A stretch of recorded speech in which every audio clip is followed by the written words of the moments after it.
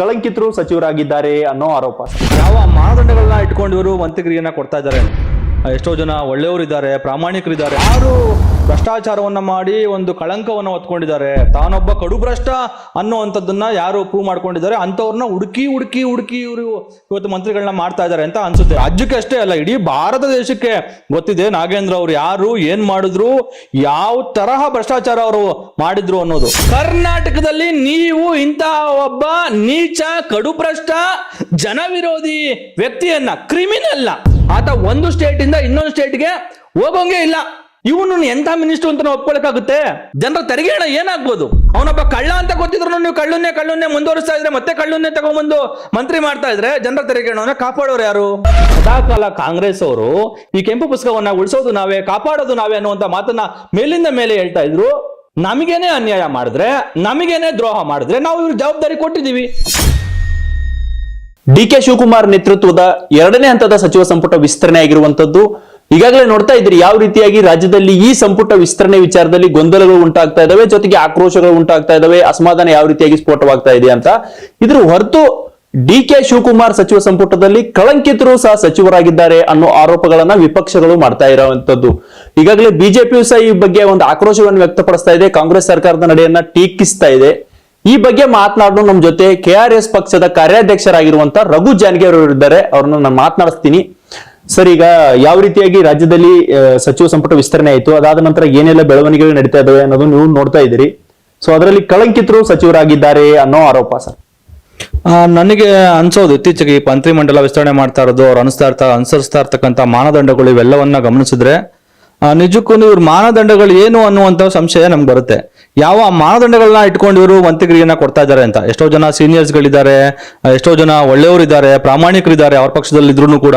ಆದ್ರೆ ಆ ತರದ ಯಾವುದೇ ಜನರಿಗೂ ಇವ್ರು ಮಂತ್ರಿ ಸ್ಥಾನವನ್ನು ಕೊಡ್ತಾ ಇಲ್ಲ. ಬಹುತೇಕವಾಗಿ ಇವರು ಒಂದು ಏನ್ ಪ್ಯಾರಾಮೀಟರ್ ನೋಡ್ತಾ ಇದ್ದಾರೆ ಅಂತ ಅಂದ್ರೆ, ಯಾರು ಭ್ರಷ್ಟಾಚಾರವನ್ನ ಮಾಡಿ ಒಂದು ಕಳಂಕವನ್ನ ಹೊತ್ಕೊಂಡಿದ್ದಾರೆ, ತಾನು ಈಗಾಗ್ಲೇನೆ ಭ್ರಷ್ಟಾಚಾರದಲ್ಲಿ ತನ್ನ ಯೋಗ್ಯತೆಯನ್ನ ಪ್ರೂವ್ ಮಾಡ್ಕೊಂಡಿದ್ದಾರೆ, ತಾನೊಬ್ಬ ಕಡುಭ್ರಷ್ಟ ಅನ್ನುವಂಥದ್ದನ್ನ ಯಾರು ಪ್ರೂವ್ ಮಾಡ್ಕೊಂಡಿದ್ದಾರೆ ಅಂತವ್ರನ್ನ ಹುಡುಕಿ ಇವರು ಇವತ್ತು ಮಂತ್ರಿಗಳನ್ನ ಮಾಡ್ತಾ ಇದ್ದಾರೆ ಅಂತ ಅನ್ಸುತ್ತೆ. ಯಾಕಂದ್ರೆ ಇವತ್ತು ನಾವು ಏನು ಹೆಚ್ಚಿಗೆ ಮಾತಾಡೋ ಅಗತ್ಯ ಇಲ್ಲ. ಇವತ್ತಿನ ಮುಖ್ಯಮಂತ್ರಿಗಳೇನೆ ಅವರ ಒಂದು ಇದು ಹಿನ್ನೆಲೆ ಎಂತದ್ದು ಅಂತ ನೋಡಿದ್ರೆ ನಾವು ಬಹುತೇಕವಾಗಿ ಅವ್ರ ತರದ ವ್ಯಕ್ತಿಗಳನ್ನೇ ಇವತ್ತು ಮಂತ್ರಿಮಂಡಲಕ್ಕೂ ಹುಡುಕಿ ತಗೋತಾ ಇದ್ದಾರೆ ಅಂತ ಅನ್ಸುತ್ತೆ. ನಮ್ಗೆ ಬಹಳ ಬೇಸರವಾಗಿರುವಂತ ವಿಚಾರ ಏನು, ಈ ನಾಗೇಂದ್ರ ಅವರಿದ್ದಾರೆ, ಬಳ್ಳಾರಿಯ ಗ್ರಾಮಾಂತರದ ಶಾಸಕರಾಗಿರ್ತಕ್ಕಂಥವ್ರು, ಕಳೆದ ಬಾರಿನೂ ಕೂಡ ಮಂತ್ರಿ ಆಗಿದ್ರು. ನಮ್ಮೆಲ್ರಿಗೂ ಚೆನ್ನಾಗಿ ಗೊತ್ತಿದೆ. ಅವರು ನಮ್ಗೆ ರಾಜ್ಯಕ್ಕೆ ಅಷ್ಟೇ ಅಲ್ಲ, ಇಡೀ ಭಾರತ ದೇಶಕ್ಕೆ ಗೊತ್ತಿದೆ ನಾಗೇಂದ್ರ ಅವರು ಯಾರು, ಏನ್ ಮಾಡಿದ್ರು, ಯಾವ ತರಹ ಭ್ರಷ್ಟಾಚಾರ ಅವರು ಮಾಡಿದ್ರು ಅನ್ನೋದು. ನೋಡಿ, ಅವರು ಒಂದು ನಿಗಮ, ವಾಲ್ಮೀಕಿ ನಿಗಮ, ಎಸ್ ಟಿ ಅವರ ಕಲ್ಯಾಣ, ಆ ತರದ ಒಂದು ಸಮುದಾಯದ ಕಲ್ಯಾಣಕ್ಕಾಗಿ ಇದ್ದಂತಹ ಒಂದು ನಿಗಮದಲ್ಲಿ ಅವರು ಮಂತ್ರಿ ಆಗಿದ್ದಂತಹ ಸಂದರ್ಭದಲ್ಲಿ ಹಲವಾರು ಬಹುಕೋಟಿ ರೂಪಾಯಿಗಳ ಹಗರಣವನ್ನ ಅಲ್ಲಿ ಮಾಡಿದ್ರು. 100 ಕೋಟಿ ರೂಪಾಯಿಗಳನ್ನ ಅಲ್ಲಿ ಕದ್ದು ತಿಂದಿದ್ರು. ಅದು ಯಾವ ತರಕ್ಕೆ, ಅದೊಂಥರದ್ದು ಏನು ಒಂದು ವೆಬ್ ಸೀರೀಸ್ ಮಾಡ್ಬೋದು, ಯಾವ ತರಕ್ಕೆ ಇವ್ರು ಕದ್ರು ಅನ್ನೋದನ್ನ. ನಾಗೇಂದ್ರ ಅವರು ಮಾಡಿದಂತಹ ಅವ್ಯವಹಾರನ ನಿಜಕ್ಕೂ ಯಾವ್ದಾದ್ರು ಒಂದು ನೆಟ್ಫ್ಲಿಕ್ಸ್ ಅಥವಾ ಅಮೆಜಾನ್ ಪ್ರೈಮ್ ಅವ್ರು ಕೊಟ್ರೆ ಒಂದು ವೆಬ್ ಸೀರೀಸ್ ಮಾಡ್ತಾರೆ.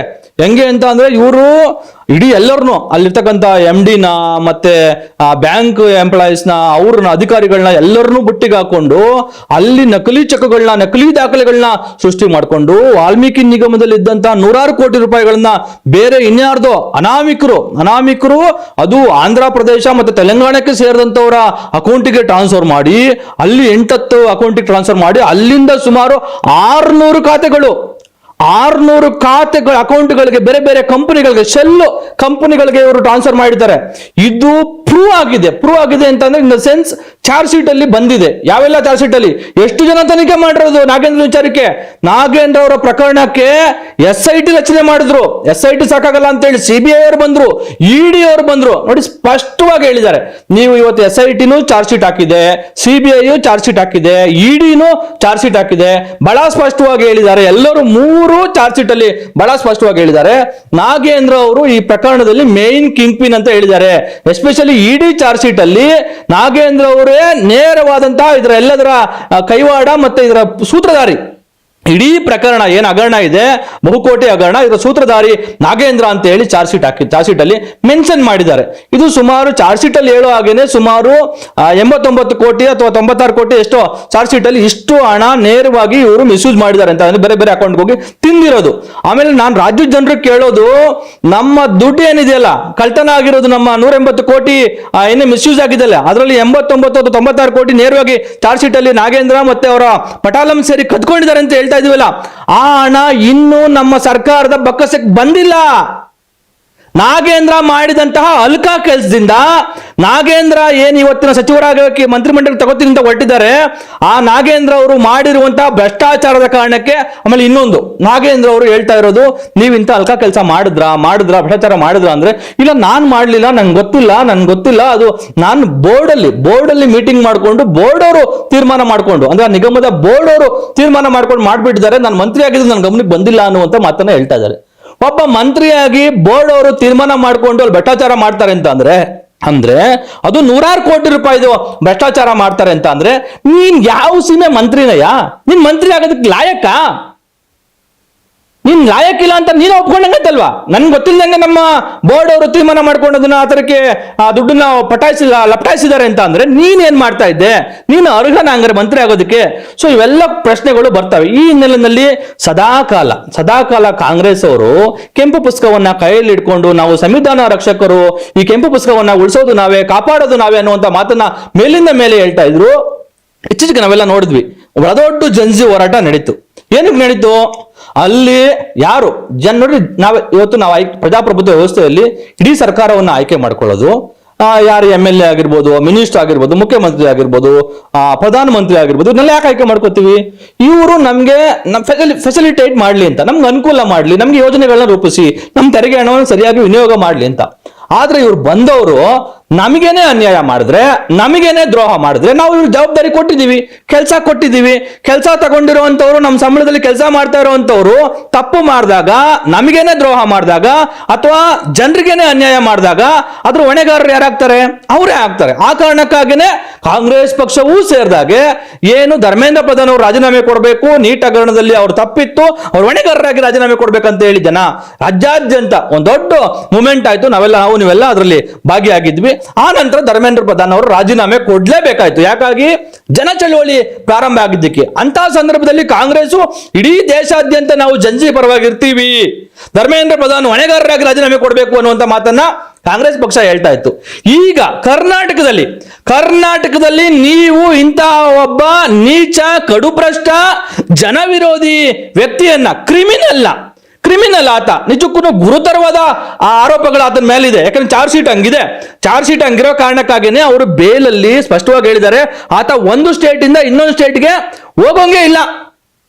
ಈಗ ಫಾರ್ ಎಕ್ಸಾಂಪಲ್ ಕರ್ನಾಟಕದಲ್ಲಿ ಮಾತ್ರ ಇರ್ಬೇಕಾತ, ಬೇರೆ ಕಡೆನೂ ಹೋಗಂಗಿಲ್ಲ.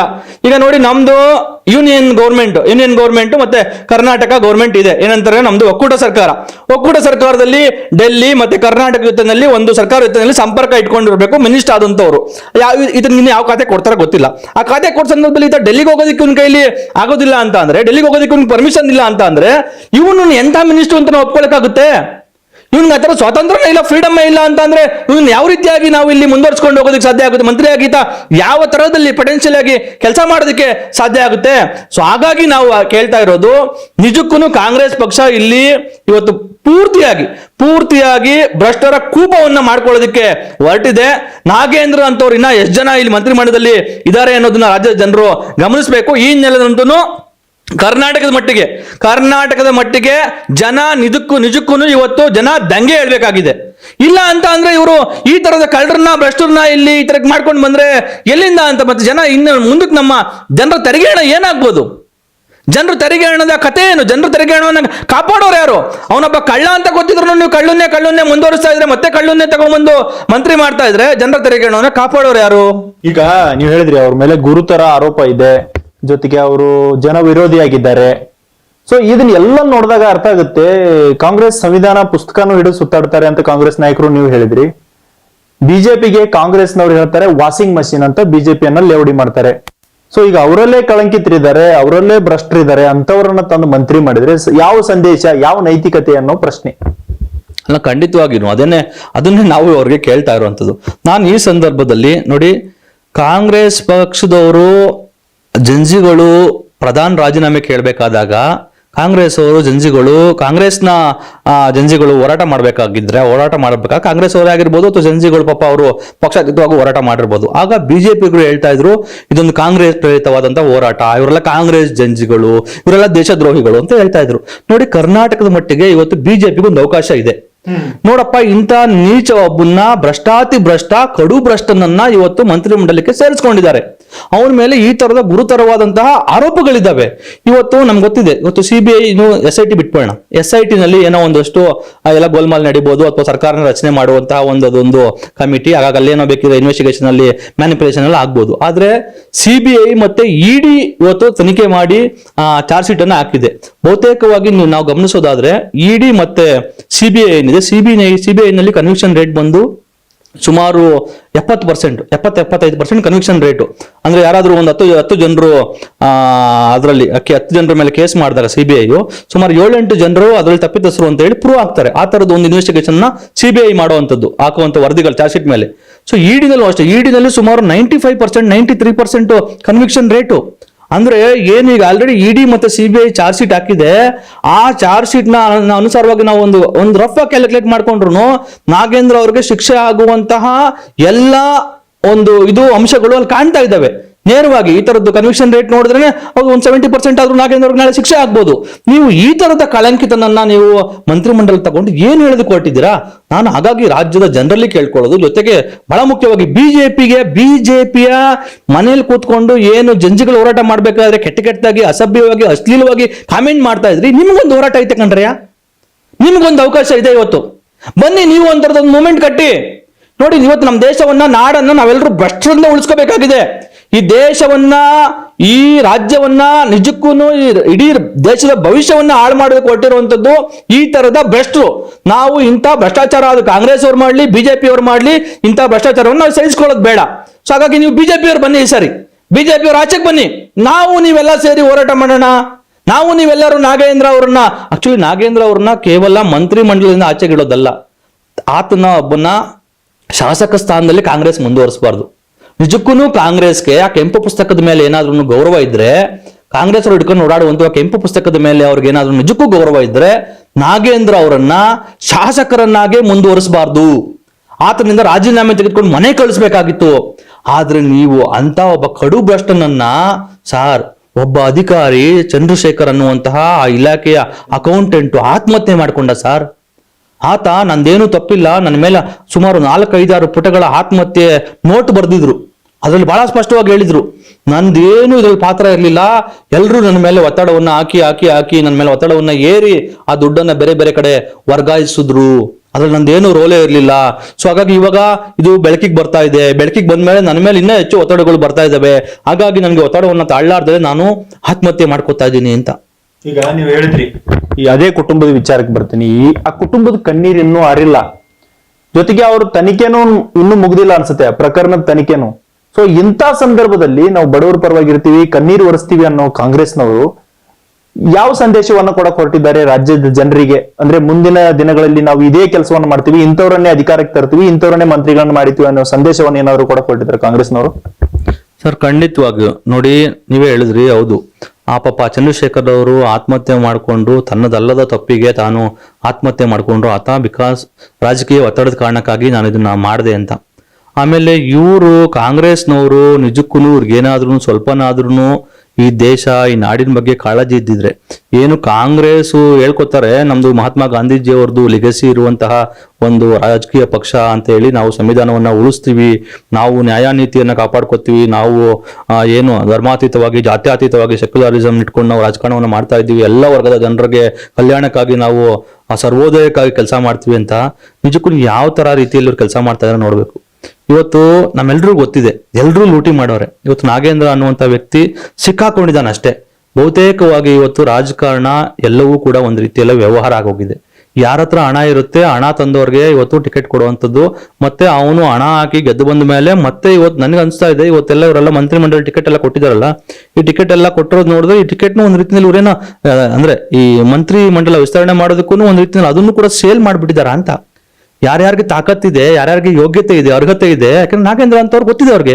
ನಾಗೇಂದ್ರ ಬೇಕಿದ್ರೆ ಇವತ್ತು ನಾಗೇಂದ್ರ ಅಂತವ್ರು ಒಂದು 500 ಕೋಟಿನೋ 1,000 ಕೋಟಿನೋ ಕೊಟ್ಬಿಟ್ಟು ಬೇಕಿದ್ರೆ ಅವರು ಈ ತರದ ಒಂದು ಮಂತ್ರಿ ಸ್ಥಾನವನ್ನ ಕೊಂಡ್ಕೊಂಡಿದ್ರೆ ಅವ್ರಿಗೆ 500 ಕೋಟಿ ಅಥವಾ 1,000 ಕೋಟಿಯನ್ನ ಅಥವಾ ಇನ್ನ ಅದನ್ನ 5,000 ಕೋಟಿ ಅಥವಾ 10,000 ಕೋಟಿಯನ್ನ ಮಾಡ್ಕೊಳ್ಳೋದು ಹೇಗೆ ಅಂತ ಅವ್ರಲ್ಲಿ ಕರಗತ ಆಗಿದೆ. ಅವರಲ್ಲೇ ಒಂದ್ ರೀತಿಯಲ್ಲಿ ಏನಂತಾರೆ ಗೊತ್ತಿರೋ ಇದನ್ನ ಒಂದು ಈ ರೀತಿಯಾದಂತಹ ಭ್ರಷ್ಟಾಚಾರವನ್ನ ಮಾಡೋದ್ರಲ್ಲಿ ಪಳಗಿರುವಂತವ್ರು. ಸೊ ಹಾಗಾಗಿ ನನ್ಗನ್ಸುತ್ತೆ ಕಾಂಗ್ರೆಸ್ ಅವರು ಬಹುತೇಕವಾಗಿ ಕಾಂಗ್ರೆಸ್ ಇವತ್ತು ತನ್ನ ಎಲ್ಲ ಏನು ಹಿಂದೆ ಇದ್ದಂತಹ ಕಾಂಗ್ರೆಸ್ ಪಕ್ಷಕ್ಕೆ ಇದ್ದಂತ ಎಲ್ಲ ಒಂದು ಆದರ್ಶವನ್ನಾಗ್ಲಿ ಮೌಲ್ಯಗಳನ್ನಾಗ್ಲಿ ಎಲ್ಲವನ್ನ ಇವತ್ತು ಕಳ್ಕೊಂಡಿದೆ. ಕೇವಲ ಹಣದ ಮೇಲೆ ಇವತ್ತು ಆ ಪಕ್ಷ ನಿಂತಿದೆ. ಯಾರು ಹಣ ಇಟ್ಕೊಂಡು ಬರ್ತಾರೋ ಅವ್ರಿಗೆ ಟಿಕೆಟ್ ಕೊಡೋದು, ಬಹುಶಃ ಹಣದ ಮೇಲೂ ಕೂಡ ಮಂತ್ರಿಮಂಡಲವು ವಿಸ್ತರಣೆ ಆಗಿದೆ ಅಂತ ಹೇಳಿ ಅನ್ನಿಸ್ತಾ ಇದೆ. ನಾನು ರಾಜ್ಯದ ಜನರಲ್ಲಿ ಕೇಳ್ಕೊಳ್ಳೋದು, ನೋಡಿ ನಾವು ಪ್ರಾಮಾಣಿಕರಿದ್ದೀವಿ, ನಾವೆಲ್ಲರೂ ಬೆವರು ಸುರಿಸಿ ದುಡಿದು ಬದುಕ್ತಾ ಇದ್ದೀವಿ. ನಾವು ಬೆವರು ಸುರಿಸಿ ದುಡಿದು ಕಟ್ಟುವಂತಹ ತೆರಿಗೆ ಹಣವನ್ನ ಈ ತರದ ಭ್ರಷ್ಟರು ನೀಚರು ಬಂದು ನಾವು ಲೂಟಿ ಮಾಡೋದಕ್ಕೆ ಬಿಟ್ಟು ನಮ್ಮ ತೆರಿಗೆ ಹಣವನ್ನೇ ಇವ್ರು ತಿನ್ಕೊಳ್ಳಿ ಪೋಲ್ ಮಾಡ್ಕೊಳ್ಳಿ ಅಂತ ನಾವು ಬಿಡೋದು. ಇನ್ನೊಂದು ಕಡೆ ಪಾಪ ನಾವು 10-20 ಸಾವಿರ ದುಡಿಯೋದಕ್ಕೆ ಬೆಳಗಿನ ತನಕ ದುಡಿದ್ರು ಎಷ್ಟೋ ಜನರಿಗೆ ಇವತ್ತು ದುಡಿಮೆ ಆಗ್ತಾ ಇಲ್ಲ, ಬಡತನ ತೀರ್ತಾ ಇಲ್ಲ, ಇವತ್ತು ರಾಜ್ಯದಲ್ಲಿ ಉದ್ಯೋಗಗಳು ಸಿಗ್ತಾ ಇಲ್ಲ, ನಿರುದ್ಯೋಗ ಹೆಚ್ಚಾಗ್ತಾ ಇದೆ, ಯುವಕರುಗಳಿಗೆ ಕೆಲಸ ಸಿಗ್ತಾ ಇಲ್ಲ. ಕಷ್ಟಪಟ್ಟು ಓದುವಂತಹ ಹಗಲಿರುಳು ಕಣ್ಣಿಗೆ ಎಣ್ಣೆ ಬಿಟ್ಕೊಂಡು ವಿದ್ಯಾರ್ಥಿಗಳು ಓದ್ತಾ ಇದ್ರು ಕೂಡ ಅವ್ರಿಗೆ ಇವತ್ತು ಸರ್ಕಾರಿ ಕೆಲಸಗಳು ಸಿಗ್ತಾ ಇಲ್ಲ. ಸರ್ಕಾರಿ ಕೆಲಸಗಳನ್ನ ಕೊಡ್ತಕ್ಕಂತ ಸರ್ಕಾರಿ ಕೆಲಸಗಳಿಗೆ ಆಯ್ಕೆ ಮಾಡ್ಬೇಕಾಗಿರುವಂತ ಸಂಸ್ಥೆಗಳಲ್ಲಿ ಮೇಲಿಂದ ಮೇಲೆ ಭ್ರಷ್ಟಾಚಾರ ಆಗ್ತಾ ಇದೆ. ಇವೆಲ್ಲ ಯಾಕೆ ಆಗ್ತಾ ಇದೆ ಹೇಳಿ? ನೀವು ಆಯ್ಕೆ ಮಾಡುವಂತಹ ನೀವು ಮಂತ್ರಿಗಳನ್ನಾಗಿ ಇವತ್ತು ಯಾರನ್ನ ಆಯ್ಕೆ ಮಾಡ್ತಾ ಇದ್ದೀರಾ ಅವರೇನೆ ಈ ತರಕ್ಕೆ ಅವರ ಕ್ರೆಡಿಬಿಲಿಟಿನೇ ಹೆಂಗಿದೆ ಅಂತ ಅಂದ್ರೆ ನೀವು ಅವರು ಮುಂದಕ್ಕೆ ಅವ್ರು ಕೊಡುವಂತ ಆಡಳಿತ ಹೆಂಗಿರುತ್ತೆ ಇಂತ. ಫಾರ್ ಎಕ್ಸಾಂಪಲ್ ನಾಗೇಂದ್ರ ಅಂತ ಕಳಂಕಿತರು ನೀವು ಯಾವುದೇ ಖಾತೆ ಕೊಡಿ, ನಾಳೆ ಯಾವ ಖಾತೆ ಕೊಡ್ತಾರೋ ಗೊತ್ತಿಲ್ಲ ಪುಣ್ಯಾತ್ಮನ್ಗೆ, ನೀವು ಯಾವ ಖಾತೆ ಕೊಟ್ರು ಆ ನಾಗೇಂದ್ರನ ಕೆಳಗಡೆ ಕೆಲಸ ಮಾಡುವಂತಹ ಅಧಿಕಾರಿಗಳು ಎಷ್ಟು ಪ್ರಾಮಾಣಿಕವಾಗಿ ಕೆಲಸ ಮಾಡೋದಕ್ಕೆ ಸಾಧ್ಯ ಆಗುತ್ತೆ? ತನ್ನ ಮೇಲಿರುವಂತಹ ನಾಯಕರು ಅಥವಾ ತನ್ನನ್ನ ಅಕೌಂಟಬಲ್ ಯಾರಿಗೆ ಇವರು ಅಕೌಂಟಬಲ್ ಆಗಿರ್ತಾರೋ ಅಧಿಕಾರಿಗಳು ಆತನೇ ಇಷ್ಟು ಕಳಂಕಿತನಾಗಿದ್ದಾಗ ಅವನು ಕೆಳಗಡೆ ಕೆಲಸ ಮಾಡುವಂತವ್ರು ಎಷ್ಟು ಪ್ರಾಮಾಣಿಕವಾಗಿ ಕೆಲಸ ಮಾಡ್ತಾರೆ? ಸೊ ಇವೆಲ್ಲವೂ ಪ್ರಶ್ನೆ ಆಗಿದೆ. ಹಾಗಾಗಿ ನಾನು ರಾಜ್ಯದ ಜನರಲ್ಲಿ ಕೇಳ್ಕೊಳ್ಳೋದು, ನೋಡಿ ಇದು ಏನೋ ಯಾವ ಬಿಡು ಹಾಳಾಗಿ ಹೋಗ್ಬಿಡ್ಲಿ ಅನ್ನುವಂತಹ ವಿಚಾರ ಅಲ್ಲ. ಮುಂದಿನ ದಿನಗಳಲ್ಲಿ ಈ ರಾಜ್ಯ ನಿಜಕ್ಕೂ ನಮ್ಮೆಲ್ಲರೂ ತಲೆದಂಡ ಆಗುವಂತ ಅವಕಾಶಗಳು ಸಂದರ್ಭಗಳು ಕೂಡ ಬರ್ಬೋದು. ಹಾಗಾಗಿ ನಾನು ಎಲ್ಲ ಜನರಲ್ಲೂ ಕೇಳ್ಕೊಳ್ಳುವಂಥದ್ದು, ನಾವೆಲ್ಲರೂ ಇದನ್ನ ವಿರೋಧಿಸಬೇಕು. ಇದು ಯಾವ ರೀತಿಯಾಗಿ ಧರ್ಮೇಂದ್ರ ಪ್ರಧಾನ್ ಅವರು ರಾಜೀನಾಮೆ ತಗೊಳ್ಳೋದಕ್ಕೆ ಜಂಜಿಗಳು ಹೋರಾಟವನ್ನ ಮಾಡಿದ್ರು, ಕರ್ನಾಟಕದ ಮಟ್ಟಿಗೆ ಈಗ ನಾಗೇಂದ್ರನಂತಹ ಕುಖ್ಯಾತರನ್ನ ಮತ್ತೆ ಕಳಂಕಿತರನ್ನ ಸರ್ ಹೆಂಗ್ ಸರ್ ಒಬ್ಬ ಕಳ್ಳ ಮಂತ್ರಿ ಆಗಿದ್ದಾನೆ ಅಂತ ಅಂದ್ರೆ ನನ್ನ ರಾಜ್ಯದಲ್ಲಿ ನಮ್ಮನ್ನ ಆಳುವಂತಹ ಒಬ್ಬ ವ್ಯಕ್ತಿ ನೋನ್ ಕಳ್ಳ ಗೊತ್ತಾಗಿದೆ, ಅವನು ಕಳ್ಳ ಕದ್ದಿದ್ದಾನೆ, ಕದೀಮ, ಒಬ್ಬ ಅಮಾಯಕನ ಸಾವಿಗೆ ಕಾರಣ ಆಗಿದ್ದಾನೆ. ಒಂದ್ ರೀತಿಯಲ್ಲಿ ಕೊಲೆಗಾರ ಅಂತಾನೆ ಹೇಳ್ಬೋದು ಇದನ್ನ. ಪಾಪ ಆತನ ಅಮಾಯಕರ ಸಾವಿಗೆ ಇವ್ರಿಗೆ ಯಾವುದೇ ಪಶ್ಚಾತ್ತಾಪ ಇಲ್ಲ, ಒಂದು ಚೂರುನು ಇವ್ರಿಗೆ ನಾನು ತಪ್ಪು ಮಾಡಿದೆ ಅನ್ನುವಂತ ಒಂದು ಏನು ಭಾವ ಇಲ್ಲ. ಲಜ್ಜೆಗೆಟ್ಟಂಗೆ ಮತ್ತೆ ಅವ್ರನ್ನ ಇವರು ಮಂತ್ರಿ ಮಾಡ್ಕೋತಾರೆ, ಆತ ಬಂದು ಮಂತ್ರಿ ಸ್ಥಾನವನ್ನ ಸ್ವೀಕರಿಸ್ತಾನೆ. ಏನ್ ನಡೀತಾ ಇದೆ ಇಲ್ಲಿ? ಇವ್ರಿಗೆ ಯಾರು ಹೇಳೋರು ಕೇಳೋರು ಯಾರು ಇಲ್ವಾ? ಸೊ ಹಾಗಾಗಿ ನಾವು ಇವತ್ತು ಧ್ವನಿ ಎತ್ತಬೇಕು. ನೀವು ರಾಜ್ಯದ ಎಲ್ಲ ಜನ ಒಟ್ಟಾಗಿ ಇವತ್ತು ಧ್ವನಿ ಎತ್ತಿಲ್ಲ ಅಂತಂದ್ರೆ ಬಹುಶಃ ಇವರು ಆಡಿದ್ದೇ ಆಟ, ನಾವು ಮಾಡಿದ್ದೇ ಮಾಡ್ಕೊಂಡು ಹೋಗ್ಬೋದು. ನಮ್ಮನ್ನು ಯಾರೂ ಕೇಳಲ್ಲ, ಯಾರೂ ಪ್ರಶ್ನೆ ಮಾಡಲ್ಲ. ನಾಳೆ ಕೊಲೆಗಾರರನ್ನು ಇಟ್ಕೋಬಹುದು, ರೇಪಿಸ್ಟ್ ಈಗಲೂ ಬಹಳ ಜನ ಇರ್ಬೋದು, ರೇಪಿಸ್ಟು ಕೊಲೆಗಾರರು ಅಂತ. ಬಹುಶಃ ಈ ರೇಪಿಸ್ಟು ಕೊಲೆಗಾರರು ಎಲ್ಲ ಎಲ್ಲಿದ್ದಾರೆ ಅಂತ ಅಂದ್ರೆ ಇವತ್ತು ನೀವು ಯಾವ್ಯಾವ ರಾಜಕೀಯ ಪಕ್ಷಗಳಲ್ಲಿ MLAಗಳು MP ಗಳು ಅಂತ ಯಾರು ಒಂದು ಲಿಸ್ಟ್ಗಳು ತಕೊಂಡ್ರೆ ಬಹುಶಃ ಅಲ್ಲೇನೆ ಒಂದಷ್ಟು ಜನ ಈ ತರ ಈಗಾಗಲೇ ಆ ಥರದ ಜನ ಬಂದ್ಬಿಟ್ಟಿದ್ದಾರೆ. ಬಹುತೇಕವಾಗಿ ಆ ಥರದ್ದೇ ಒಂದು ರೀತಿಯಲ್ಲಿ ಸಜ್ಜನರು ಮತ್ತೆ ದೇಶದ ಬಗ್ಗೆ ನಾಡಿನ ಬಗ್ಗೆ ಕಾಳಜಿ ಇಟ್ಕೊಂಡಿರೋ ಅಂತವ್ರನ್ನ ದುರ್ಬಿನ್ ಹಾಕೊಂಡು ಹುಡುಕುವಂತಹ ಕಾಲಘಟ್ಟದಲ್ಲಿ ನಾವು ಬಂದಿದ್ದೀವಿ. ಒಂದು ರೀತಿಯಲ್ಲಿ ಲಜ್ಜೆಗೆಟ್ಟ ರೀತಿಯಲ್ಲಿ ಏನೇನು ತಲೆ ಕೆಡ್ಸ್ಕೊತಾರಲ್ಲ ಅವರು ಯಾವ್ದ್ರ ಬಗ್ಗೆ ಅಂತಲೇ ಅನ್ಕೊಂಡ್ರೆ ಏನು ಜನ ಅನ್ಕೊಂಡ್ರೆ ಏನು, ನಾವ್ಯಾಕೆ ಎದುರ್ಕೋಬೇಕು? ನಮ್ಗೆ ಅಧಿಕಾರ ಇದೆ, ನಾನೊಬ್ಬ ಮುಖ್ಯಮಂತ್ರಿ, ಇವಾಗ ನಾವೆಲ್ಲ MLAಗಳು, ನಮ್ಗೆ ಬಹುಮತ ಇದೆ, ಹಾಗಾಗಿ ನಾವ್ ಏನ್ ಬೇಕಾದ್ರೂ ಮಾಡ್ಬೋದು, ನಾವು ಕಳ್ಳು ನರ ಮಾಡ್ತೀವಿ. ಎಷ್ಟು ಬೇಜವಾಬ್ದಾರಿ ಮತ್ತೆ ಎಷ್ಟು ಮೂರ್ಖತನದ ಒಬ್ಬ ಮುಖ್ಯಮಂತ್ರಿ ಹೇಳಿಕೆ ಕೊಡ್ತಾರೆ ಅಂತಂದ್ರೆ ಇತ್ತೀಚೆಗೆ ನಾವು ನೋಡಿದ್ವಿ. ಯಾರೋ ಒಬ್ರು ಪ್ರೆಸ್ ರಿಪೋರ್ಟ್ರು, ಸರ್ ಇವತ್ತು ಕ್ಯಾಬಿನೆಟ್ ಇದೆ, ನೀವು ಇವತ್ತು ಅಲ್ಲಿ ಮಂತ್ರಿಮಂಡಲ ವಿಸ್ತರಣೆ ಬಗ್ಗೆ ಚರ್ಚೆ ಮಾಡ್ತೀರಾ, ಡಿಸೈಡ್ ಮಾಡ್ತೀರಾ ಅಂತ ಅಂದ್ರೆ ಏನ್ ಕ್ಯಾಬಿನೆಟ್ ಅಲ್ಲ ಮಂತ್ರಿಮಂಡಲ ವಿಸ್ತರಣೆ ಚರ್ಚೆ ಮಾಡೋದು, ಹೈಕಮಾಂಡ್ ಮಾಡೋದು ಗೊತ್ತಿಲ್ವಾ ನಿಮ್ಗೆ ಅಂತಾರೆ. ಅಂದ್ರೆ ಇವರು ಈ ಸಂವಿಧಾನದಲ್ಲಿ ಒಬ್ಬ ಮುಖ್ಯಮಂತ್ರಿಯ ಕರ್ತವ್ಯ ಏನು, ಹಕ್ಕುಗಳೇನು ಅನ್ನೋದೇ ಗೊತ್ತಿಲ್ಲ ಇವ್ರಿಗೆ. ಇವ್ರು ಅನ್ಕೊಂಡಿದ್ದಾರೆ ಅಲ್ಲಿ ಹೈಕಮಾಂಡ್ ಇಂದಾನೇ ಏನು ಆದೇಶ ಬರಬೇಕು, ಹೈಕಮಾಂಡ್ ಇಂದಾನೇ ಮಂತ್ರಿಮಂಡಲ ವಿಸ್ತರಣೆಯ ಪಟ್ಟಿ ಬರಬೇಕು ಅನ್ನುವಂಥದ್ದನ್ನ ಲಿಖಿತವಾದಂತಹ ಕಾನೂನನ್ನೇ ನಿಜವಾದ ಕಾನೂನು ಅಂತ ಒಬ್ಬ ಮುಖ್ಯಮಂತ್ರಿ ನಂಬಿಕೊಂಡಿದ್ದಾರೆ ಅಂತ ಅಂದ್ರೆ ಒಟ್ಟಾರೆ ಇವರು ಸಂವಿಧಾನದ ಆಶಯಗಳಿಗೆ ಏನ್ ಬೆಲೆ ಕೊಡ್ತಾ ಇದ್ದಾರೆ? ಕೆಂಪು ಪುಸ್ತಕವನ್ನ ಬರೀ ಮೀಡಿಯಾದಲ್ಲಿ ತೋರಿಸೋದಕ್ಕಷ್ಟೇನೆ ಇಟ್ಕೊಂಡಿದ್ದಾರೆ ಹೊರತು ಇವತ್ತು ಕೆಂಪು ಪುಸ್ತಕದ ಒಳಗಿರುವಂತಹ ಯಾವುದೇ ಆಶಯಗಳಿಗೆ ಇವತ್ತು ಕಾಂಗ್ರೆಸ್ ಪಕ್ಷ ಬೆಲೆ ಕೊಡ್ತಾ ಇಲ್ಲ. ಸರ್, ಈಗ ಇನ್ನೊಂದು ವಿಚಾರ ನೀವು ಹೇಳಿದ್ರಿ, ಕಾಂಗ್ರೆಸ್ ಪಕ್ಷದಲ್ಲಿ ಯಾವುದೇ ರೀತಿಯಾದ ಮೌಲ್ಯಗಳಿಗೆ ಅಲ್ಲಿ ಅವಕಾಶ ಇಲ್ಲ ಅಂತ ಹೇಳಿದ್ರಿ. ಸೊ ಈಗ ಇದೇ ವಿಚಾರಕ್ಕೆ ಸಂಬಂಧಪಟ್ಟಂಗೆ ನೋಡ್ಬೇಕಾದ್ರೆ ನಾವು ವಾಲ್ಮೀಕಿ ನಿಗಮದ ಹಗರಣಕ್ಕೆ ಸಂಬಂಧಪಟ್ಟಂಗೆ ಹಗರಣ ಆಯ್ತು. ಹಗರಣ ಆದ ಬಳಿಕ ಇಂದಿಗೂ ಸಹ ದಲಿತ ಸಮುದಾಯಗಳಿಗೆ ಸಾಮಾಜಿಕ ನ್ಯಾಯದಡಿಯಲ್ಲಿ ಯಾವೆಲ್ಲ ಯೋಜನೆಗಳು ದೊರಕಬೇಕಾಗಿತ್ತಲ್ಲ, ಆ ಯೋಜನೆಗಳಿಗೆ ದೊರಕ್ತಾ ಇಲ್ಲ. ಇವತ್ತೀಗ ಯೋಜನೆ ಎಲ್ಲ ಯೋಜನೆಗಳಿಗೆ ಕೊಕ್ಕೆ ಬಿದ್ದಿದೆ. SCP ಆಗಿರ್ಬೋದು, TSP ಆಗಿರ್ಬೋದು, ಈ ರೀತಿಯಾಗಿ. ಸೊ ಒಂದು ಇಲಾಖೆಯ ಅಧೀನದಲ್ಲಿ ಬರುವಂತ ಈ ನಿಗಮಗಳಿಗೆ ಈ ರೀತಿಯಾಗಿ ಹಗರಣಗಳಾದ್ರೆ ಆ ಸಮುದಾಯಗಳಿಗೆ ಎಷ್ಟು ಏಳಿಗೆಗೆ ಹೊಡೆತ ಬೀಳ್ಬಹುದು ಸರ್? ನಿಮ್ಗೆ ಹೆಂಗ ಅನ್ಸುತ್ತೆ? ಖಂಡಿತವಾಗ್ಲೂ ಸರ್, ನೋಡಿ, ಇದು ಯಾವುದೋ ಒಂದು ನಿಗಮ ಇದ್ರೆ ಇವತ್ತು ಬೇರೆ ಬೇರೆ ಸಮುದಾಯಗಳಿಗೆ ನಿಗಮಗಳಿದಾವೆ. ನಾನು ಅದ್ರ ಬಗ್ಗೆ ಪ್ರಶ್ನೆ ಮಾಡಲ್ಲ. ಅವತ್ತು ನಿಗಮಗಳು ಬೇಕಾಗುತ್ತೆ. ಯಾವುದೋ ಒಂದು ಕೆಳ ಸಮುದಾಯವನ್ನ ಮುನ್ನೆಲೆಗೆ ತರೋದಕ್ಕೆ, ಮೇಲ್ ತರಬೇಕಂತ ಅಂದ್ರೆ, ಅವ್ರು ಕಲ್ಯಾಣ ಮಾಡ್ಬೇಕಂತಂದ್ರೆ ಅಭಿವೃದ್ಧಿ ನಿಗಮಗಳು ಅಗತ್ಯ ಇದೆ. ಆದ್ರೆ ಇವತ್ತು ಬಹುತೇಕಗಳು ನಿಗಮಗಳು ಯಾರೋ ಒಬ್ಬ ಅಲ್ಲಿ ಒಬ್ಬನ ಮಂಡಳಿಗೆ ಒಬ್ಬನ ಅಧ್ಯಕ್ಷನ್ ಮಾಡೋದು, MD ಮಾಡೋದು, ಮತ್ತೆ ಆ ಅಧ್ಯಕ್ಷನ ಮೇಲ್ಗಡೆ ಒಬ್ಬ ಮಂತ್ರಿ ಇರ್ತಾನೆ. ಸೊ ಈ ತರದ ಜನರಿಗೆ ಒಂದಷ್ಟು ಕೆಲಸ ಕೊಡೋದಕ್ಕೆ ಅಥವಾ ಅವ್ರಿಗೊಂದಷ್ಟು ಈ ಫಂಡ್ ನೀವು ಬಹುತೇಕವಾಗಿ ಎಲ್ಲ ಇವತ್ತು ಯಾವ್ಯಾವ ನಿಗಮ ಮಂಡಳಿಗಳಿದಾವೆ, ಏನೆಲ್ಲ ಪ್ರಾಧಿಕಾರಗಳಿದಾವೆ ನೋಡಿದ್ರೆ ಬಹುತೇಕವಾಗಿ ಗೊತ್ತಾಗ್ಬಿಡುತ್ತೆ ನಮ್ಗೆ. ಎಲ್ಲವೂ ಕೇವಲ ನಾಮಕಾವಸ್ತಿಗೆ. ಎಷ್ಟೋ ನಿಗಮಗಳಿಗೆ, ಎಷ್ಟೋ ಪ್ರಾಧಿಕಾರಗಳಿಗೆ ಇದುವರೆಗೂ ನಯಾ ಪೈಸಾ ಬಿಡುಗಡೆ ಆಗದೆ ಇರುವಂತ ಪ್ರಾಧಿಕಾರಗಳು ಕೂಡ ಕರ್ನಾಟಕದಲ್ಲಿ ಇದಾವೆ. ಆದ್ರೆ ಅದಕ್ಕೊಬ್ಬ ಕಮಿಷನರ್ ಇರ್ತಾನೆ, ಅದಕ್ಕೊಬ್ಬ MD ಇರ್ತಾನೆ, ಅದಕ್ಕೊಬ್ಬ ಮಿನಿಸ್ಟರ್ ಇರ್ತಾನೆ. ಆದ್ರೆ ಅಲ್ಲಿ ಏನೇನು ಫಂಡ್ ಬರ್ದೇ ಇರುವಂತ ಕೂಡ ವ್ಯವಸ್ಥೆನೂ ಕೂಡ ಇದೆ. ಆದ್ರೆ ಫಂಡ್ ಏನಾದ್ರು ಬಂತಂದ್ರೆ ಆ ಫಂಡ್ ಅನ್ನ ಯಾವ ರೀತಿಯಾಗಿ ಇವರು ಲಪಟಾಯಿಸ್ಬೇಕು, ಯಾವ ರೀತಿಯಾಗಿ ಅದನ್ನ ತಿನ್ನಬೇಕು ಅನ್ನೋದ್ರ ಬಗ್ಗೆನೇ ಯೋಚನೆ ಮಾಡ್ತಾ ಕೂತಿರ್ತಾರೆ ಹೊರತು ಬಹುತೇಕವಾಗಿ ಇವತ್ತು ಯಾವುದೇ ನಿಗಮಗಳಾಗ್ಲಿ, ಮಂಡಳಿಗಳಾಗ್ಲಿ, ಪ್ರಾಧಿಕಾರಗಳಾಗ್ಲಿ ನಿಜವಾದ ಅವರ ಸಮುದಾಯದ ಜನರಿಗೆ ಬೇಕಾಗಿರುವಂತಹ ಯೋಜನೆಗಳನ್ನ ರೂಪಿಸಿ ಅವರಿಗೆ ತಲುಪಿಸ್ತಕ್ಕಂಥ ಕೆಲಸಗಳನ್ನ ಮಾಡ್ತಾ ಇಲ್ಲ. ಕಾಂಗ್ರೆಸ್ ನಿಜಕ್ಕೂ ಒಂದ್ ರೀತಿಯಲ್ಲಿ ಏನು ನಾವು ಈ ತರದ OBC ಮತ್ತೆ ದಲಿತರು, ಹೈಂದವ ವರ್ಗದ ಜನರನ್ನ ಹೆಸರು ಹೇಳ್ಕೊಂಡು ನಿಮ್ ಕಲ್ಯಾಣ ಮಾಡ್ತೀವಿ, ನಿಮ್ಮ ಅಭಿವೃದ್ಧಿ ಮಾಡ್ತೀವಿ, ನಾವು ನಿಮ್ಮ ಪ್ರತಿನಿಧಿಗಳು ಅಂತ ಹೇಳ್ಕೊಂಡು ಇವತ್ತು ಅಧಿಕಾರಕ್ಕೆ ಬರ್ತಾ ಇದ್ದಾರೆ. ಇವರು ನಿಜಕ್ಕೂ ಆ ತರದ ಜನರಿಗೆ ದ್ರೋಹ ಮಾಡ್ತಾ ಇದ್ದಾರೆ, ಅನ್ಯಾಯ ಮಾಡ್ತಾ ಇದ್ದಾರೆ. ನೀವು ಪಾಪ ನಿಮ್ಮನ್ನ ನಂಬಿ ವೋಟ್ ಹಾಕಿ ನಿಮ್ಗೆ ಅಧಿಕಾರ ಕೊಟ್ಟಂತ ಜನರಿಗೆನೆ ನೀವು ದ್ರೋಹ ಮಾಡ್ತೀರಾ, ಅವ್ರ ಬೆನ್ನಿಗೆ ಚೂರಿ ಹಾಕ್ತೀರಾ ಅಂತ ಅಂದ್ರೆ, ಚೂರಿ ಹಾಕದೆ ಯಾವನು ಆಯ್ತು, ನೀವು ಕಾಂಗ್ರೆಸ್ ಅವರು ಇಲ್ಲ ನಾವು ಹಾಕಿಲ್ಲ, ಯಾರೋ ಒಬ್ಬ ಮಂತ್ರಿ ಮಾಡಿದ್ದಕ್ಕೆ ನಾವೇನು ಹೊಣೆಗಾರರು ಅಂತ ನೀವು ಹೇಳ್ಬೋದು. ಆದ್ರೆ ನೀವು ಅಂತ ಮಂತ್ರಿನೇ ಸಮರ್ಸ್ಕೊತಾ ಇದ್ದೀರಲ್ಲ. ನೀವು ನಾಗೇಂದ್ರನ ಮತ್ತೊಮ್ಮೆ ನೀವು ಮಂತ್ರಿಮಂಡಲಕ್ಕೆ ಸೇರಿಸ್ಕೊಂಡು ಯಾವಾಗ ಇದು ಬೆಳಕಿಗೆ ಬಂತು ಪ್ರಕರಣ ನೋಡಿ, ಪ್ರಕರಣ ಬೆಳಕಿಗೆ ಬಂದ ತಕ್ಷಣಕ್ಕೆ ನಾವು ಹೋರಾಟ ಆಗಿದ್ದ ಕಾರಣಕ್ಕೆ ನೀವು ಅವ್ರನ್ನ ರಾಜೀನಾಮೆ ತಗೊಂಡ್ಬಿಟ್ರಿ. ಇವಾಗ ತಣ್ಣಗಾಯ್ತು, ಹೋರಾಟ ಇಲ್ಲ, ಏನೂ ಇಲ್ಲ, ಸರಿ ಆಯ್ತು, ಜನ ಎಲ್ಲ ಮರ್ತೋಗ್ಬಿಟ್ಟಿದ್ದಾರೆ ಅಂತ ಹೇಳ್ಬಿಟ್ಟು ನೀವು ಅದೇ ಕಳ್ಳನ್ನ ಮತ್ತೆ ತಗೋತಾ ಇದ್ದೀರಾ ಅಂತಂದ್ರೆ ನೀವು ಈ ಜನರ ಮೇಲೆ ಎಷ್ಟು ಕಾಳಜಿಯನ್ನ ಇಟ್ಟಿದ್ದೀರಾ? ಈ ಹೈಂದ ಜನರ ಬಗ್ಗೆ ಆಗ್ಲಿ, ದಲಿತರ ಬಗ್ಗೆ ಆಗ್ಲಿ, SC ST ಹಿಂದುಳಿದ ಜನರ ಬಗ್ಗೆ ಆಗ್ಲಿ, ಈ ತರದ ಜನರ ಮೇಲೆ ನಿಮ್ಮ ಕಾಳಜಿ ಏನು, ನಿಮ್ಮ ಬದ್ಧತೆ ಏನು?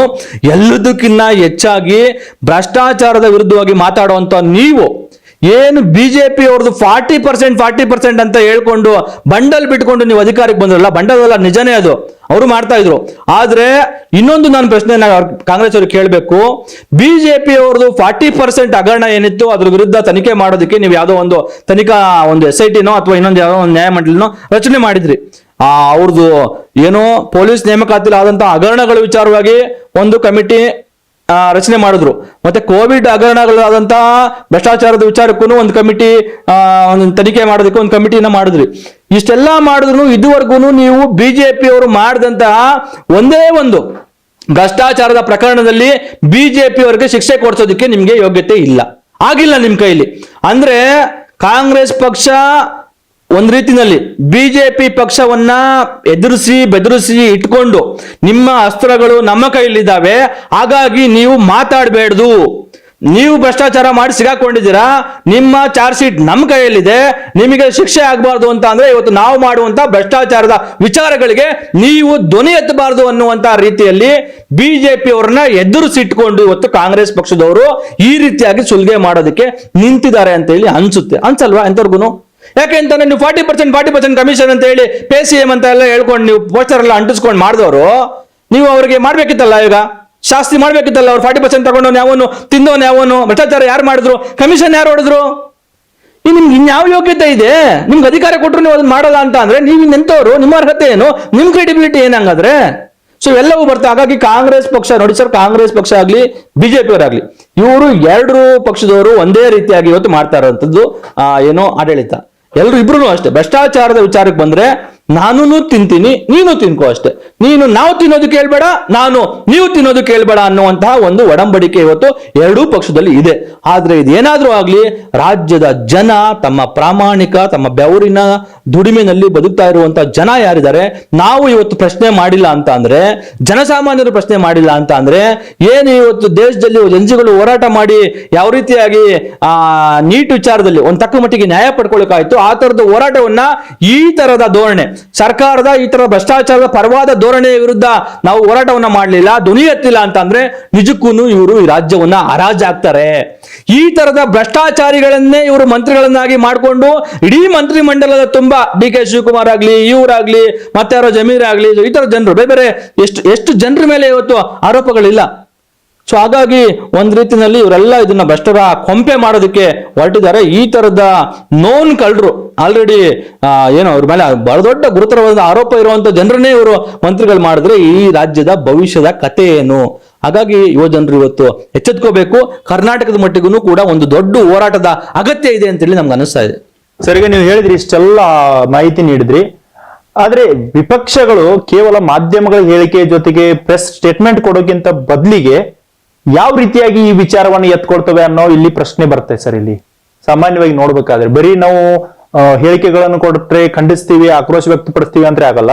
ಗ್ರೌಂಡ್ ಲೆವೆಲ್ ಅಲ್ಲಿ ಈ ವಿಚಾರವನ್ನ ಯಾವ ರೀತಿಯಾಗಿ ವಿಪಕ್ಷ, ನಿಮ್ KRS ಆಗಿರ್ಬೋದು ಅಥವಾ ಬೇರೆ ಬೇರೆ ವಿಪಕ್ಷಗಳು ಬಿಜೆಪಿ ಅಥವಾ JDS ಯಾವ ರೀತಿಯಾಗಿ ತೆಗೆದುಕೊಂಡು ಹೋಗ್ಬಹುದು ಅನ್ಸುತ್ತೆ? ಈ ಒಂದು ರಾಜೀನಾಮೆವರೆಗೂ ನೀವು ಒತ್ತಾಯಿಸ್ತಾ ಇದ್ದೀರಿ, ಈಗ ಆಲ್ರೆಡಿ ಯಾರು ಸಚಿವರಾಗಿದ್ದಾರೆ ಅವರನ್ನ. ಬಹಳ ಒಳ್ಳೆ ಪ್ರಶ್ನೆ. ನೋಡಿ, ನಾನು ಆಗ್ಲೇ ಹೇಳ್ದಂಗೆ ಕಾಂಗ್ರೆಸ್ ಬಿಜೆಪಿ ಅವರು ಒಂದ್ ರೀತಿಯಲ್ಲಿ ಅವ್ರದ್ದು ಒಡಂಬಡಿಕೆ ಅದು ಹೇಗೋ ಪಾಪ ಅಲ್ಲಿ ಇವತ್ತು ದೇಶದ ಮಟ್ಟಿಗೆ ಪಾಪ ನೀಟ್ ವ್ಯವಸ್ಥೆ ಆದಂತ ವಿಚಾರಕ್ಕೆ ಜನಜಿಗಳು ಯಾವುದೇ ಪಕ್ಷ ಅಥವಾ ಸಂಘಟನೆಗಳ ಒಂದು ಹಿನ್ನೆಲೆ ಇಲ್ಲದಲ್ಲೇ ಅವರು ಒಂದ್ ರೀತಿಯಲ್ಲಿ ಅನ್ಆರ್ಗನೈಸ್ಡ್ ಆಗಿ ಹೋರಾಟ ಮಾಡಿದ ಕಾರಣಕ್ಕೆ ಯಶಸ್ಸು ಸಿಕ್ತು ಅಲ್ಲಿ.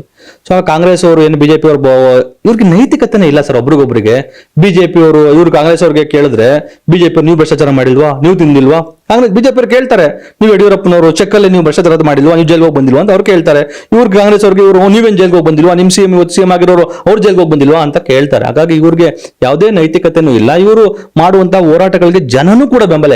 ಏನ್ ಗುರು ಇದು ಯಾವ ಇವನ್ ಬಾಯಲ್ಲಿ ಅದಂಗ ಹೇಳ್ತಾರಲ್ಲ ಇವನ್ ಬಾಯಲ್ಲಿ ಇದನ್ನ ಹೇಳಿದ್ರೆ ಭಗವದ್ಗೀತೆ ಅನ್ನೋ ತರದಲ್ಲಿ ಜನ ಇವತ್ತು ನೋಡ್ತಾರೆ. ಹಾಗಾಗಿ ಅವ್ರ ಹೋರಾಟಗಳನ್ನ ಜನ ಇವತ್ತು ನಂಬ್ತಾ ಇಲ್ಲ. ಸೊ ಆ ಕಾರಣಕ್ಕಾಗಿ ಅವ್ರು ಹೋರಾಟ ಮಾಡೋದಕ್ಕೂ ಅವ್ರಿಗೊಂದು ರೀತಿಯಲ್ಲಿ ಹಿಂಜರಿಕೆ ಇದೆ. ಆದ್ರೆ ಕರ್ನಾಟಕ ರಾಷ್ಟ್ರ ಸಮಿತಿ ಪಕ್ಷ ಇವತ್ತು ವ್ಯವಸ್ಥಿತವಾದಂತಹ ಸಂಘಟಿತವಾದಂತಹ ಹೋರಾಟವನ್ನು ಮಾಡ್ಕೊಂಡು ಬರ್ತಾ ಇರುವಂತಹ ಪಕ್ಷ. ನಾವು ಇವತ್ತು ಸರ್ಕಾರಕ್ಕೆ ಒಂದು ನೇರವಾದಂತಹ ಒಂದು ಎಚ್ಚರಿಕೆಯನ್ನ ತಿಳಿಸ್ತಾ ಇದ್ದೀವಿ. ನೋಡಿ, ನೀವು ಈ ತರದ ಕಳಂಕಿತರನ್ನ ಹೊರಗಿಟ್ಟಿಲ್ಲ ಅಂತ ಅಂದ್ರೆ ರಾಜ್ಯಾದ್ಯಂತ ಇವತ್ತು ಕರ್ನಾಟಕ ರಾಷ್ಟ್ರ ಸಮಿತಿ ಪಕ್ಷ ಈ ವಿಚಾರವನ್ನ ಇಟ್ಕೊಂಡು ಹೋರಾಟ ಮಾಡ್ತಕ್ಕಂಥ ಕೆಲಸವನ್ನ ಮಾಡುತ್ತೆ. ಕೂಡ್ಲೇನೆ ನಿಮ್ಗೆ ಏನಾದ್ರು ಸ್ವಲ್ಪನಾದ್ರೂ ಜನ ಓಟ್ ಹಾಕಿದ್ದಾರೆ. ಹಾಗಾಗಿ ನಾವು ಅವರ ಮ್ಯಾಂಡೇಟ್ ಅನ್ನ ಗೌರವಿಸಬೇಕು, ಮತ್ತೆ ಅದನ್ನ ಮಿಸ್ಯೂಸ್ ಮಾಡ್ಕೋಬಾರ್ದು. ಜನರ ಏನು ಇವತ್ತು ಜನ ನಿಮ್ಗೆ ತೀರ್ಪು ಕೊಟ್ಟಿದ್ದಾರೆ ಆಡಳಿತ ನಡೆಸಿ ಅಂತ ಹೇಳಿ, ಅಂತ ಅಧಿಕಾರವನ್ನ ನೀವು ಮಿಸ್ಯೂಸ್ ಮಾಡ್ಕೋಬಾರ್ದು ಅನ್ನುವಂತ ಸ್ವಲ್ಪನಾದ್ರೂ ನಿಮ್ಗೆ ಏನಾದ್ರೂ ಆ ಜನರ ಬಗ್ಗೆ ಕಾಳಜಿ ಇದ್ರೆ ದಯವಿಟ್ಟು ಕೂಡ್ಲೆ ಆ ತರದ ಕಳಂಕಿತರನ್ನ ಹೊರಗಡೆ ಇಡಿ. ಇಲ್ಲ ಅಂತ ಅಂದ್ರೆ ನೀವು ಇದನ್ನ ಯಾಕೆ ಮಾಡ್ತಾ ಇದ್ದೀರಾ, ಹೇಗ್ ಮಾಡ್ತಾ ಇದ್ದೀರಾ, ಯಾವ ಕಾರಣಕ್ಕಾಗಿ ಮಾಡ್ತಾ ಇದ್ದೀರಾ ಅನ್ನುವಂಥದ್ದನ್ನ ಜನರ ಮುಂದೆ ಇಡ್ತಕ್ಕಂಥ ಕೆಲಸವನ್ನ ಆ ಮುಖಾಂತರ ಜನಾಂದೋಲನವನ್ನ ರೂಪಿಸ್ತಕ್ಕಂಥ ಕೆಲಸವನ್ನ ಕರ್ನಾಟಕ ರಾಷ್ಟ್ರ ಸಮಿತಿ ಪಕ್ಷ ಮಾಡುತ್ತೆ. ಈ ಸಂದರ್ಭದಲ್ಲಿ ನೀವು ಬಿಜೆಪಿ ಅವರು ಇಲ್ಲ, ನಾನು ಹೇಳೋ ತರಕ್ಕೆ ನಾವಿಲ್ಲ, ನಮ್ಮ ಹತ್ರ ಏನ್ ಆತರ ಒಡಂಬಡಿಕೆ ಇಲ್ಲ, ನಾವು ಹೋರಾಟ ಮಾಡ್ತೀವಿ ಅವ್ರ ವಿರುದ್ಧ ಅಂತ ಅಂದ್ರೆ ದಯವಿಟ್ಟು ಬಿಜೆಪಿ ಅವರು ಈ ಕೂಡಲೇ ಮನೆ ಬಿಟ್ಟು ಆಚೆಗೆ ಬನ್ನಿ. ನೀವು ಬಿಜೆಪಿಯಲ್ಲಿರುವಂತಹ ಜನಜಿಗಳು, ನೀವು ಇವತ್ತು ಕರ್ನಾಟಕದ ಮಟ್ಟಿಗೆ ನಿಮ್ಗೊಂದು ಅವಕಾಶ ಇದೆ, ನೀವಾದ್ರೂ ಮನೆ ಬಿಟ್ಟು ಆಚೆಗೆ ಬಂದು ಹೋರಾಟವನ್ನ ಮಾಡಿ. ಇಲ್ಲ ಅಂತ ಅಂದ್ರೆ ಹೆಂಗ್ ಸ್ವಾಮಿ ನಾವು ಇವನು ನಾಗೇಂದ್ರ ಅಂತವ್ರನ್ನ ನಮ್ಮ ಮಂತ್ರಿ ಅಂತ ಹೇಳ್ಕೊಳ್ಳೋದು ಅಸಹ್ಯ ಅನ್ಸಲ್ವಾ ನಮ್ಗೆ? ನಾವೇನಾದ್ರೂ ಬೇಕೂಬ್ಗಳ? ಇದೇನಾದ್ರೂ ಒಂದು ಡೆಮಾಕ್ರೆಟಿಕ್ ಕಂಟ್ರಿ ಅಂತ ಹೇಳ್ಕೊಂಡು ಜನ ನಿಮಗೆ ವೋಟ್ ಹಾಕಿದ್ದಾರೆ ಅಂತ ಹೇಳ್ಕೊಂಡು ನೀವು ಈ ತರಕ್ಕೆ ಅಯೋಗ್ಯರನ್ನ, ನೀಚರನ್ನ, ಭ್ರಷ್ಟರನ್ನೆಲ್ಲ ನೀವು ಮಂತ್ರಿಗಳಾಗಿ ಮಾಡ್ತಾ ಇದ್ರೆ ಯಾವ ತರಹದ ಆಡಳಿತವನ್ನ ಇವರು ಕೊಡ್ತಾರೆ.